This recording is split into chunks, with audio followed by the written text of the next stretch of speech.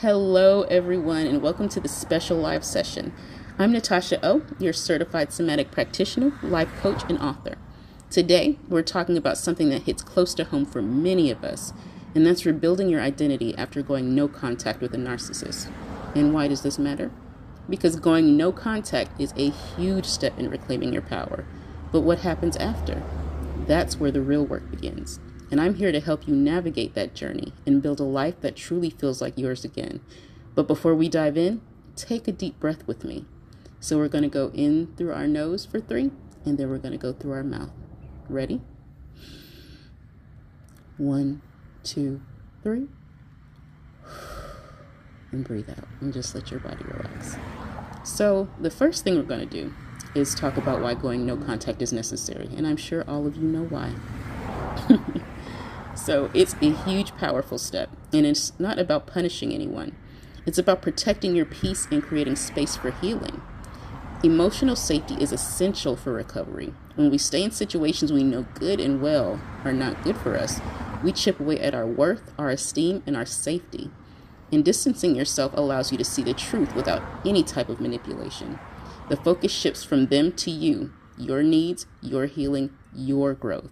And I also have a podcast on YouTube going into full detail, and it's called Going No Contact, the why, when, and how to cope. And the link is below and in my bio. And the next phase is going to be rebuilding your identity after no contact. And I'll give you 4 steps for that. So number 1, I want you to reconnect with your core values. One of the biggest challenges after going no contact is feeling like you've lost yourself. So start by identifying your core values, things that truly matter to you outside of anyone else's influence. And for one, let's do an exercise. Ask yourself, what makes me feel fulfilled? What kind of life do I want to create? What away and aside from what I was conditioned, made, or supposed to do I actually feel like doing? A lot of times we get confused with that because our lives and our minds and our spirit are so enmeshed with other people's doing and having and being, the savior for everyone. So step 2, I want you to establish your boundaries. We love boundaries over here. Setting boundaries isn't just about keeping others out. It's about protecting your own growth. So, for example, create a list of non-negotiables and things that you no longer will tolerate, even from yourself. That's one important thing, is to be consistent with yourself, because that's how you build your self-esteem. That's how you build your self-worth, because you trust yourself. And number 3, reclaim your passions and interests. I want you to take up activities or hobbies that were discouraged or dismayed by the narcissist. Oh, you can't do that. Other races do that. We don't do that. Just random things that make people feel superior and they look down on you, when it's for you total fun and relaxation. This is your time to explore who you are without their influence. One thing that I got back into a couple of years ago, of course, was my yoga and my Pilates. I used to love to do those Shanti workouts and go crazy, but after a while, just finding myself and folding back into myself. My Pilates and my yoga, it's so body focused and mind focused that, a lot of people steer clear of it. But not only does it make your body and butt look good, it's just soothing for your soul. At least to me, that's one thing I got back together on. I also got back into my writing. A lot of that was discouraged because, who writes? But I write. My grandmother wrote. She actually wrote books as well. So for me not to even do that would be kind of a travesty, because it runs in the family. And step 4, number 4, embody the new you. It's not just about thinking differently. It's about moving differently, literally and metaphorically. Use some somatic practices to ground yourself and embody the confidence you're building. And of course, if you go to my YouTube, you'll see different videos. And if you go to my page with the one-on-ones and the courses and everything, you'll see a lot of those. And also the quick and easy one is the 3, 5, and 8 count breaths. And that's what we did before. We did a 3 count. So like I said, you breathe in for 3, 5, or 8, and then you let go for 3, 5, or 8. And you do it, I'd say about 8 times. That's when your head starts to get buzzy and, you start to lift your body a little bit. And for the final one, maintaining peace and resilience. Your triggers may still be there. Even when you're making progress, that is perfectly natural. The key is giving yourself grace to feel and release without judging yourself. And here's how to handle them without losing progress. So these 3 things, you shine a light on them. And these are things that I do personally. I want you to ask yourself, what does peace look and feel like for me today? If you are able and you have your phone or notebook handy, journal on it, even if it's just notes on your phone.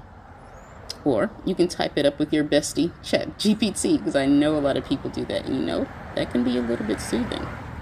2, I want you to practice deep breathing when you're overwhelmed. And you guys, I notice when people do that, you guys don't breathe into your belly enough.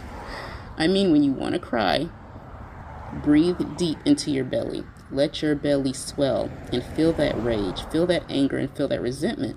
Do not fight it. Whatever we resist, it keeps coming back to be released. So it's important to acknowledge that inner child, that hurt, that unfairness. See them, feel them, acknowledge the lesson, and set it free. Do for yourself what no one else would do for you. You are your own safe place. These feelings, no matter how strong, are only temporary. Release them from your body, in through your nose and out through your mouth. Each time you feel it rise, show your body that you're not afraid. 5 to 10 minutes of focus is really all you need. And if you do it multiple times a day, even better. Or even just, each time that it occurs, that helps as well. But if you focus and you start training your body to not be scared, to not feel the fear, it will start passing. And of course, affirmations. Affirmations like I am safe, I am free, I am worthy. And you're not forcing these. Even when you don't feel it, these affirmations are just reminders of who you truly are, what's truly available to you, not what others put on you. So I want to ask, and comment below if you're willing, what has been the most challenging part of rebuilding your identity after going no contact, to those of you who have gone no contact?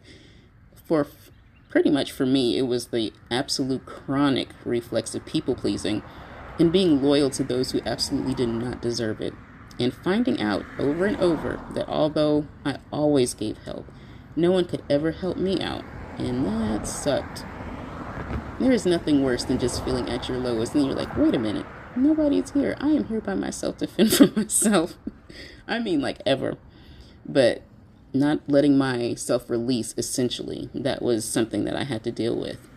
And it was also harsh thing that I did to myself, to follow things out of obligation rather than follow my heart and intuition and just disappear or leave people alone or have them leave me alone, which is super hard if you've been raised all of your life to be a savior, especially when addressing your needs, growing up was seen as a threat or a cause gaslighting. I encourage you to comment below because your story might inspire someone else who's struggling. So let's support each other in the comments. If any of this resonates with you, I invite you to listen to my recent podcast episode, Going No Contact, the why, when, and how to cope. And it's packed with practical advice and emotional support. And if you're ready to take your healing deeper and you want more support, I'd love to personally guide you through this journey. All you have to do is click the link below or in my bio and check out my Break Free and Reclaim Your Power coaching package for personalized guidance on your journey, and we can walk this out together. But I love you guys, and I just wanted to share today because I know a lot of people don't understand it, or if you have people with quote unquote normal families, they don't understand, or they want to say it's your mother, it's your father, it's your sister, blah, blah, blah. But no one understands. Nobody knows that you don't want to do this. You have to do this. It's crucial that you do it at times. And I just want you to remember that going no contact is the start of your freedom, not the end. So keep choosing yourself because you deserve it. I love you guys. Bye.